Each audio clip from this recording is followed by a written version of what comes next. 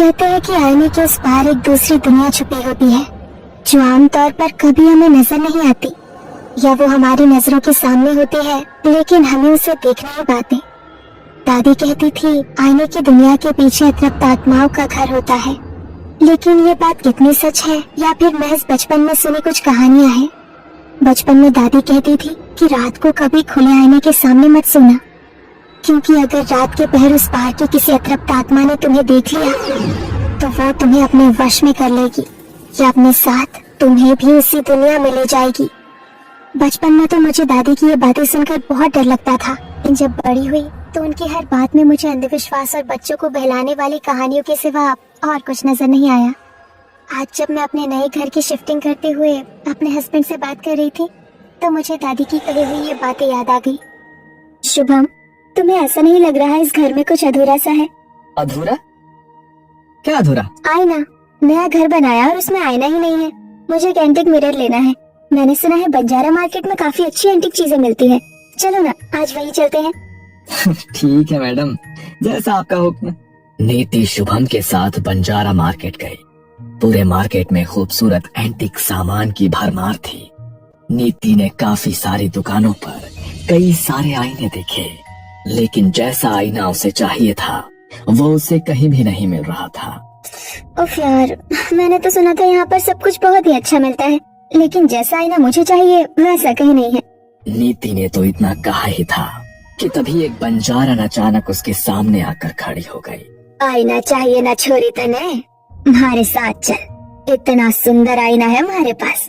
तू देख लेगी ना तो तने देखते ही पसंद आ जाएगा। अरे सोच के रही है, चल। नीति और शुभम उस बंजारन के साथ उसकी दुकान पर आए, लेकिन वहाँ का माहौल कुछ अलग था। दुकान के अंदर बुझी बुझी रोशनी और अगरबत्ती की एक अजीब सी गंध थी। तुम्हें कुछ अजीब सा नहीं लग रहा है यहाँ पर? अरे अभी थोड़ी देर पहले अगरबत्ती जलाई थी तो उसी की वजह से ये धुआं हो गया है। ये देख छोरी, तेरा आईना कते तेरे जैसा खूबसूरत। आईना तो बहुत सुंदर है, मुझे बिल्कुल ऐसा ही आईना चाहिए था। मैं जानू हूँ छोरी, और ये आईना मैंने थारे लिए ही संभाल के रखा था। मेरे लिए संभाल के रखा था से आपका क्या मतलब है? मैं तो आपसे पहली बार मिली हूँ, आप तो मुझे जानती भी नहीं है। सब कुछ जानने के लिए मिलना जरूरी नहीं होता छोरी, और मेरे कहने का ये मोनी भी ना हुई है। तेरा बहुत बहुत एहसान हो जाएगा छोरी। अच्छा ठीक है, दे दीजिए। नीति का आईना लेने का मन तो नहीं था, लेकिन उसने बंजारन का मन रखने के लिए वो आईना खरीद लिया। मगर उसका मन कुछ बेचैन सा हो गया। उसने बंजारा मार्केट से कुछ और शॉपिंग भी नहीं की और सीधी घर वापस आ गई। इतना बड़ा आईना मैं ऊपर कैसे लेकर जाऊंगा यार, कहीं टूट न जाए। नहीं रहने दो, तुम इसे नीचे स्टोर रूम में रख दो, बाद में इसे ऊपर रख लेंगे। क्या यार, सुबह तो तुम हल्ला मचा रही थी कि ऊपर आईना नहीं है, और अब जब आ गया तो कह रही हो कि स्टोर रूम में रख दो। ठीक है, जैसी तुम्हारी मर्जी। शुभम ने आईने को नीचे स्टोर रूम में रख दिया। नीति शुभम के साथ फर्स्ट फ्लोर पर चली गई, लेकिन उसका ध्यान बार बार आईने की तरफ ही जा रहा था। उसके दिमाग में बंजारन की कही हुई बातें बार बार घूम रही थी। अरे क्या हुआ, कहाँ खो गई? तुम्हें उस बंजारन की बातें कुछ अजीब नहीं लगी शुभम? मतलब उसे कैसे पता लगा कि मैं प्रेग्नेंट हूँ? और उसकी बेटी की कहानी? अरे इसमें इतना सोचने वाली कोई बात नहीं नीति। अरे पुरानी औरतों को अक्सर देखकर ही सब पता लग जाता है। और रही बात उसकी बेटी की कहानी की, तो उसने तुम्हें प्रेग्नेंट देखा तो अपना दुख तुम्हारे साथ बांट लिया। कल मुझे जल्दी ऑफिस के लिए निकलना है तो मैं सोने जा रहा हूँ।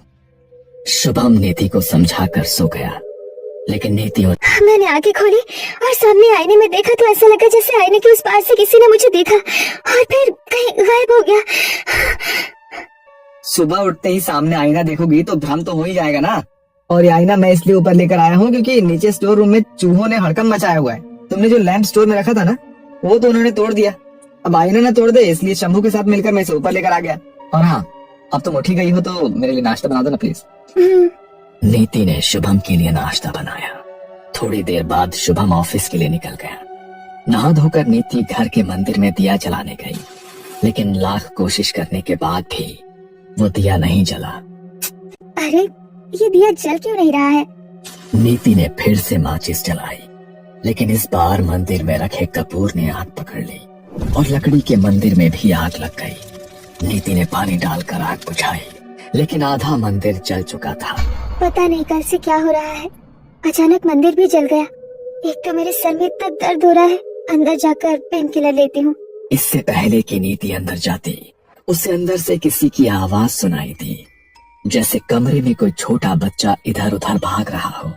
उसने जल्दी से कमरे की तरफ जाकर कमरे का दरवाजा खोला तो उसे लगा मानो कोई परछाई उसके बिस्तर के पास से दौड़ती हुई उसी आईने के अंदर समा गई। नीति आईने के सामने जाकर खड़ी हो गई। उसे डर लग रहा था, फिर भी उसने ध्यान से आईने की तरफ देखा।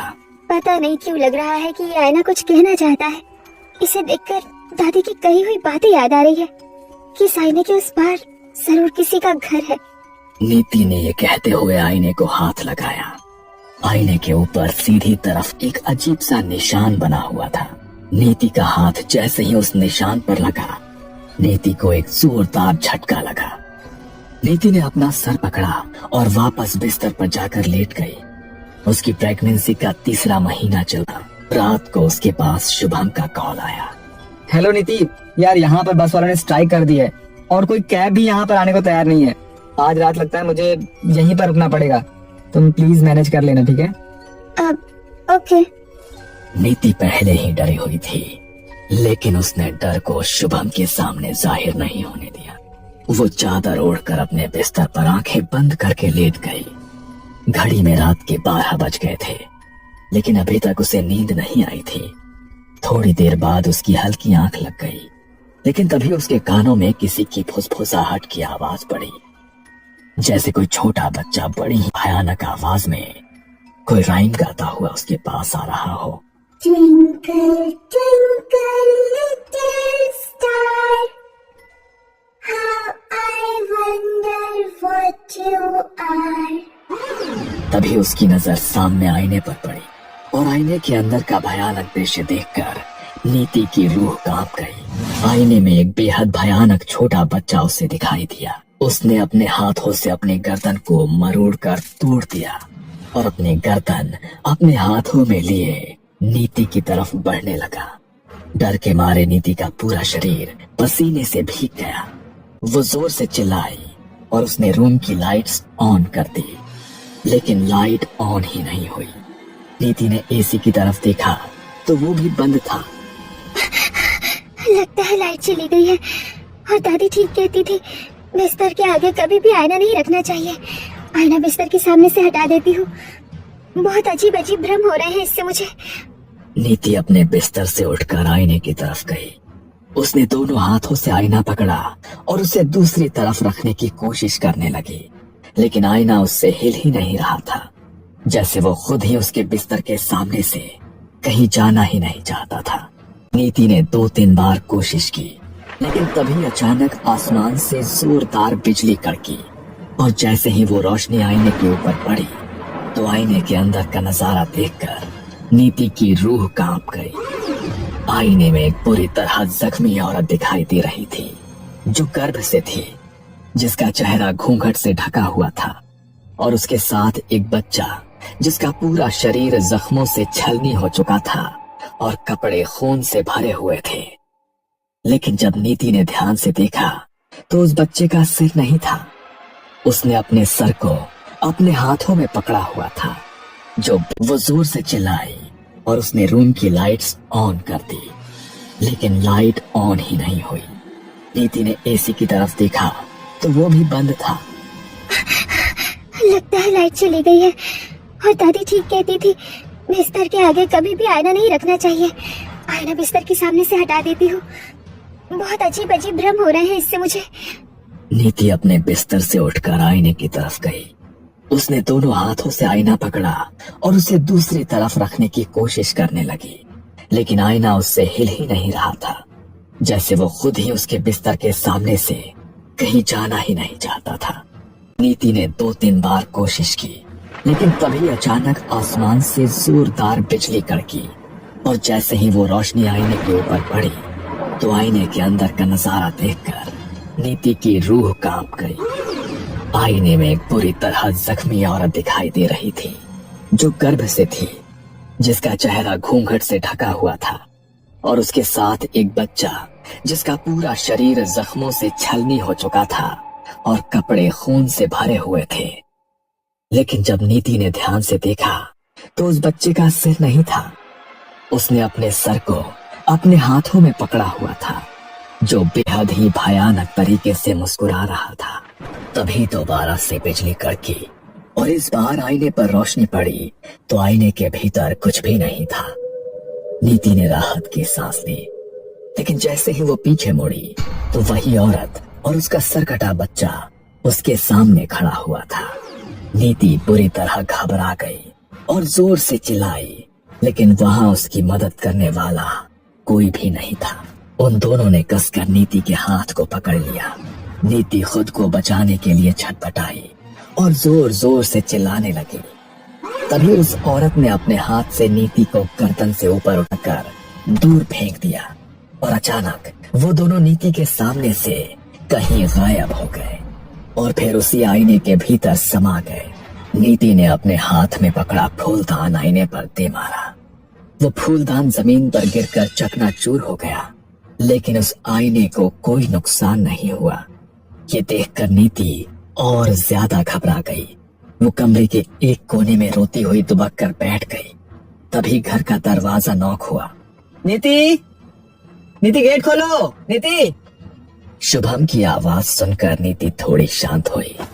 नीति दरवाजा खोलने के लिए बाहर की तरफ दौड़ी, लेकिन तभी पीछे से किसी ने नीति के पैरों को पकड़ लिया और उसे पेट के बल गिरा दिया। नीति जोर से चिल्लाई, नीति, नीति क्या हुआ तुम्हें? नीति! नीति पूरी जान लगाकर उस हाथ से अपना पीछा छुड़ाने की कोशिश कर रही थी, लेकिन वो हाथ अपने नाखूनों की पकड़ उसके पैर पर बनाए हुए था। नीति हिम्मत करके आगे बढ़ी तो उस हाथ ने उसके पैर के मांस को नोच डाला, लेकिन अपने पेट पर हाथ रखकर जल्दी से वो कमरे से बाहर भागी। उसके पैर से खून बह रहा था।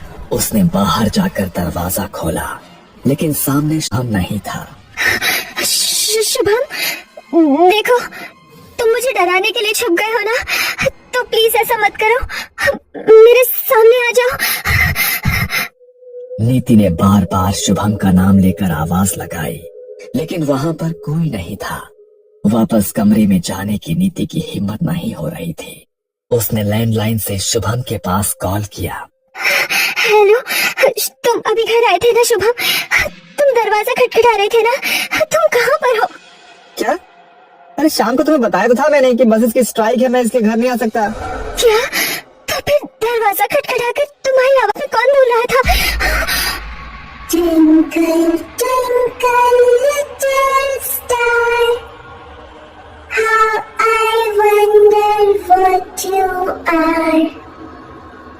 नीति के कानों में फिर से बच्चे की वही भयानक आवाज पड़ी और अचानक कॉल भी डिस्कनेक्ट हो गई।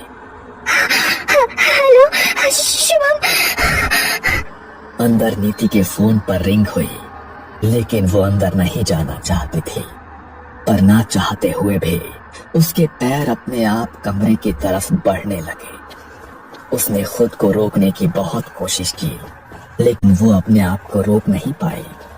वो कमरे में गई। उसके कमरे में जाते ही कमरे का दरवाजा अपने आप बंद हो गया और कमरे में बच्चे की वही भयानक आवाज गूंज उठी। Twinkle, twinkle, little star, how I wonder what you are.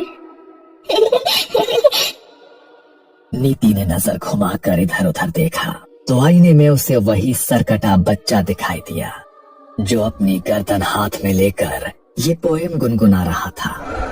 आखिर क्या बिगाड़ा है मैंने तुम्हारा? क्यों मेरे पीछे पड़ गए हो तुम? नीति के इतना कहते ही कमरे में एक जोरदार चीख गूंजी, लेकिन वो चीख उस बच्चे की नहीं बल्कि उस औरत की थी। वो बच्चा नीति के सामने आकर खड़ा हो गया और उसे घसीटता हुआ आईने के सामने लाकर खड़ा कर दिया। आईने के अंदर वही घायल औरत थी। उसने अपने चेहरे पर घूंघट लिया हुआ था। उसने जैसे ही अपना घूंघट हटाया तो नीति की जान सूख कर उसके हलक में अटक गई। आईने के उस पार जो औरत खड़ी थी, उसका चेहरा हूबहू उसी बंजारन जैसा था जिसने उससे वो आईना बेचा था। तुम ये चेहरा तो हूबहू उसी औरत से मिल रहा है जिसने मुझे ये आईना बेचा था। ये सब मेरे साथ क्या हो रहा है? याद कर वो रात माणिक नगर में नशे में गाड़ी चलाकर जब तूने एक औरत और उसके बच्चे को मार दिया था, वो मैं ही थी। तूने मुझे मारा, मेरे 5 साल के बच्चे को बेरहमी से मार डाला, अपनी गाड़ी के नीचे रौंद डाला। मेरे पेट में एक नन्ही जान पल रही थी, तूने उसे भी मार डाला। उस दिन से लेकर आज तक मेरी माँ तुझे ही ढूंढ रही थी, और देख तू मेरी माँ को मिल गई और अपने हाथों से तू मुझे अपने घर ले आई। जब तू वहां से भाग रही थी ना, तब देख लिया था मेरी माँ ने तुझे, और उस दिन से वो बस तेरे ही इंतजार में थी। बंजारन भाग के आ रही है अपनी प्रेग्नेंट बेटी और नाती के पास, जिनका एक्सीडेंट हो गया है। बच्चे का सर धड़ से अलग हो गया है। उसने नीति का चेहरा देख लिया, लेकिन नीति भाग गई वहां से। मारे नाती को मार डाला। पर तू चिंता न कर मेरी बच्ची, मैं तुझे कुछ ना होने दूंगी। बंजारन का नाती तो पहले ही मर चुका था, लेकिन उसने अपनी बेटी और उसके पेट में पल रहे बच्चे के लिए जल्दी से एम्बुलेंस के पास फोन किया। लेकिन जब तक एम्बुलेंस वहां पहुंची, तब तक उसकी बेटी की जान भी जा चुकी थी। बंजारन उनके पार्थिव शरीर को अपने घर में लेकर आई। उसके ऊपर दुखों का इतना बड़ा पहाड़ टूट गया था कि वो अपने आंसुओं को रोक नहीं पा रही थी। इस दुनिया में थारे सिवा मारा था ही कौन? हमारी बच्चे, हमारा नाती, तेरे पेट में पलने वाले बालक ने भी मार गए। पर मैं उसे जिंदा न छोड़ूंगी। अपना बदला तो उससे खुद लेगी छोरी। बस एक बार वो मने मिल जाए, उसकी जिंदगी तो मैं बर्बाद कर दूंगी। बंजारन की बेटी और नाती की अकाल मृत्यु हुई थी, इसलिए वो चाहकर भी मुक्त नहीं हो सकते थे। तो बंजारन ने उनके अंतिम संस्कार से पहले काले जादू से उनकी आत्माओं को एक आईने के भीतर कैद कर दिया। उसने नीति का चेहरा देखा था। उसने अपने हाथों से उस चेहरे का चित्र बनाया और उसके ऊपर तंत्र विद्या करके उसे अपने पास बुला लिया। नीति अपने मन से बंजारा मार्केट नहीं गई थी, बल्कि ये सब बंजारन ने खुद किया था। अब तो तू सब समझ गई होगी ना। अपना बदला तो मैं आज लेकर जाऊंगी। तूने हमारे साथ हमारे बच्चे को भी मार डाला था ना, तो आज तेरे साथ थारा बच्चा भी हमारे साथ ही जाएगा। नहीं, मैं तुमसे माफी मांगती हूँ। प्लीज मुझे माफ कर दो, प्लीज मुझे माफ कर दो। नीति ने जैसे ही ऐसा कहा,